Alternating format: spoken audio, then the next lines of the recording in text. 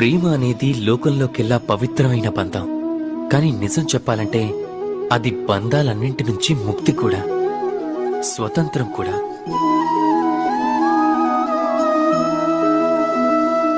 అర్థం కాలేదా? వివరంగా చెప్తాను. ఒకవేళ ఎవరైనా మీ ప్రేమని కాదు అంటే, ఎవరైనా మీ ప్రేమని అర్థం చేసుకోలేకపోతే అప్పుడేం చేస్తారు? కొందరు ముభావంగా మారతారు, కొందరు మోసం చేసి ప్రేమను దక్కించుకోవాలనుకుంటారు, కొందరు బలవంతంగా ప్రేమపై అధికారం చెలాయించాలనుకుంటారు. కానీ నిజమేమిటంటే మీరు ప్రేమించిన వాళ్లంతా మిమ్మల్ని ప్రేమించాలన్న నియమమేం లేదు. ఎందుకంటే ప్రేమ అనేది ఒక వస్తువు కాదు, అది రాజ్యమో లేక ధనమో కాదు బలవంతంగా మీ సొంతం చేసుకోవడానికి. ప్రేమంటే ఒక శక్తి. మీకోసం ఏ బంధాలనైనా తెంచుకోగలదు, కానీ స్వయంగా అది ఏ బంధాల్లోనూ చిక్కుకోదు. కాబట్టి ఎవరినైతే మీరు ప్రేమిస్తారో వాళ్ళని స్వేచ్ఛగా వదిలేయండి.